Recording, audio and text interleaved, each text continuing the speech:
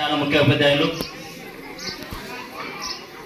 ఉపాధ్యాయులు శివశంకర్ రెడ్డి సార్ గారికి, అదేవిధంగా పాఠశాల చైర్మన్ శ్రీమతి మరియు లక్ష్మీకాంత్ గారికి, నాగవేణి మరియు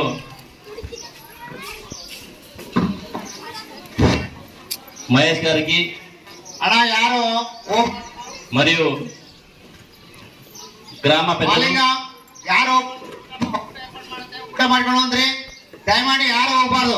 ಆಮೇಲೆ ಮಧ್ಯಾಹ್ನ ಕಾರ್ಯಕ್ರಮದಲ್ಲಿ ಡ್ಯಾನ್ಸ್ ಕಾರ್ಯಕ್ರಮ ಅದಾವ, ಅವೆಲ್ಲ ನೋಡಿ ನಾವು ಸವಿನಯವಾಗಿ ಮನವಿ ಮಾಡ್ತಾ ಇದೀವಿ. ದಯಮಾಡಿ ಯಾರು ಹೋಗ್ಬಾರ್ದು. అదే ಎಲ್ಲರಿಗೂ శ్రీమతి చాముండేశ్వర్ గారికి, అదేవిధంగా గ్రామ పెద్దలు దర్గన గారికి, మా సోదరులు మిగతా వేదిక మీద ఉన్నటువంటి పోలీస్ శాఖ వారికి, అదేవిధంగా పాఠశాల కమిటీ మెంబర్లకి, పాఠశాల చదువుతున్నటువంటి విద్యార్థి తల్లిదండ్రులందరూ కూడా పేరు పేరు నమస్కారం తెలియజేసుకుంటూ, అందరూ కూడా ఒకసారి బోలో భారత్ మాతాకి జై అనాలి. ఒకసారి బోలో భారత్ మాతాకి, బోలో భారత్ మాతాకి, బోలో భారత్ మాతాకి. థ్యాంక్ యూ అందరికీ. ఇప్పుడు ఒక చిన్న విషయం, అందరూ కూడా 2 చోట్ల దండం పెట్టుకోవాలి. ఎక్కడంటే ఫస్ట్ మనకు జన్మనిచ్చిన తల్లిదండ్రులకు, తర్వాత పాఠశాలకు వచ్చిన తర్వాత గురువులకు.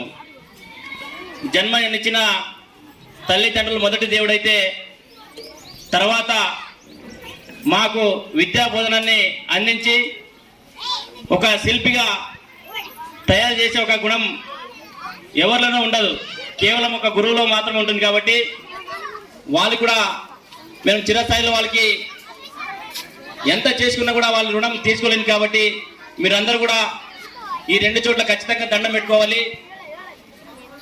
మా ముఖ్య ఉపాధ్యాయులు అన్నారు ఈ పాఠశాలలో చాలా వెనుకబడి ఉండింది, ఇప్పుడిప్పుడే మార్పు మొదలవుతుందని.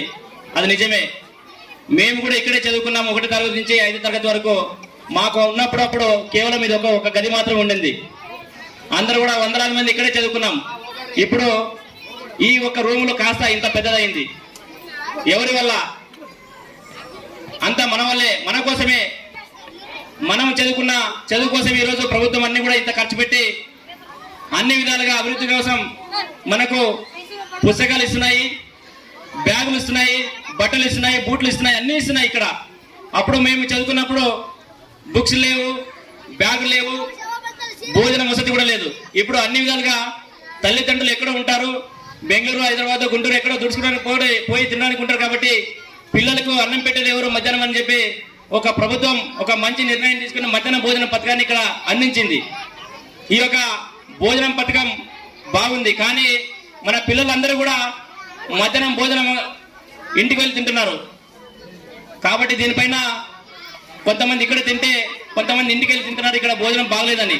ఎందుకు బాగలేదని చెప్పేసి ఇక్కడ ఉన్నటువంటి చైర్మన్ కావచ్చు, అదేవిధంగా సర్పంచ్లు కావచ్చు, ఎంపీటీస్ కావచ్చు, మరియు గ్రామ పెద్దలు కూడా కావచ్చు, ఈ పాఠశాలకు సంబంధించినటువంటి హెడ్ మాస్టర్లు, టీచర్స్ కూడా కావచ్చు, ఎందుకు ఇక్కడ భోజనాలు సరిగలేవు అని చెప్పేసి మీరు ప్రతిరోజు కూడా భోజనాలు చెక్ చేసే అవకాశం, హక్కు కూడా మీకు ఉంది. కాబట్టి పిల్లలు మధ్యాహ్నం ఇంటికి రాకుండా కూడా మీరు ఒక చర్యలు తీసుకుని ఇక్కడే భోజనం చేసే విధంగా మీరు చర్యలు తీసుకోవాలని చెప్పేసి మేము పాఠశాల ముఖ్యోపాధ్యాయులకు, అదేవిధంగా చైర్మన్ కూడా కోరుతా ఉన్నాం.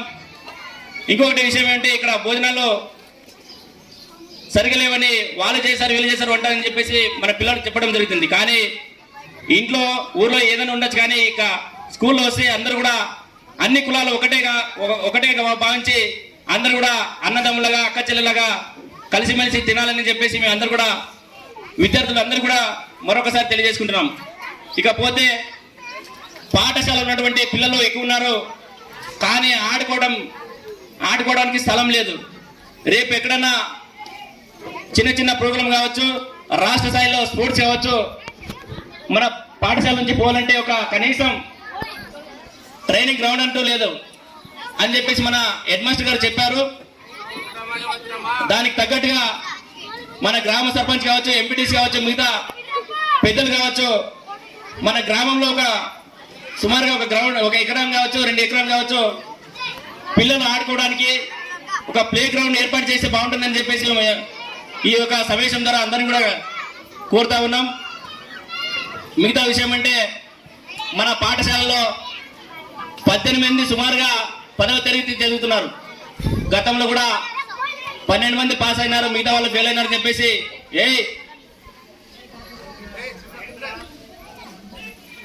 18 మంది 10వ తరగతి చదువుతున్నారు. వాళ్ళు కూడా 18 మందికి కూడా పాస్ అయ్యే విధంగా టీచర్స్ కూడా బోధనలు చెప్తున్నారు.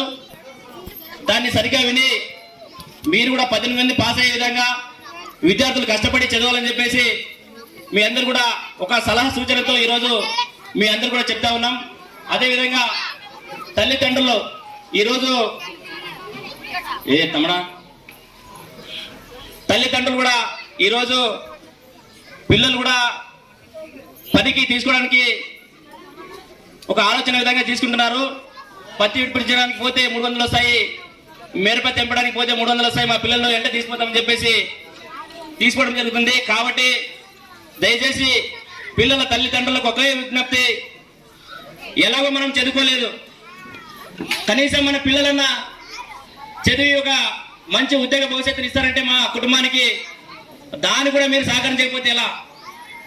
దయచేసి మీరు కూడా మీ అడుగుజాడల్లో పిల్లలు చదవకుండా పోకుండా మీరు పిల్లల్ని ప్రతిరోజు స్కూల్కి పంపించాలని చెప్పేసి తల్లిదండ్రులకు విజ్ఞప్తి చేసుకుంటున్నాము.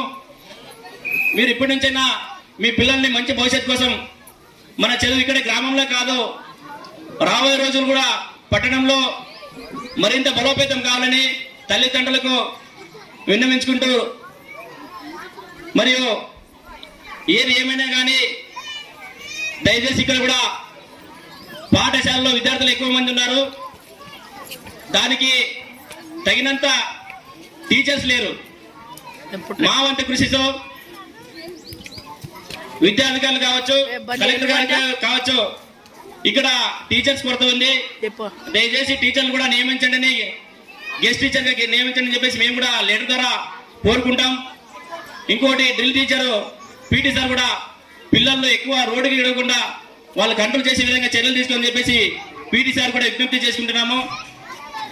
ఈ అవకాశం ఇచ్చినటువంటి వేదిక మీద ఉన్నటువంటి పెద్దలు మరియు విద్యార్థుల తండ్రులు, గ్రామ పెద్దలందరూ కూడా మరొకసారి పేరు పేరున ధన్యవాదాలు తెలియజేసుకుంటూ ఈ అవకాశం ఇచ్చిన మీ అందరికీ కూడా జై హింద్, జై హింద్. మళ్ళొకసారి అందరూ కూడా జై భారత్ అనాలి.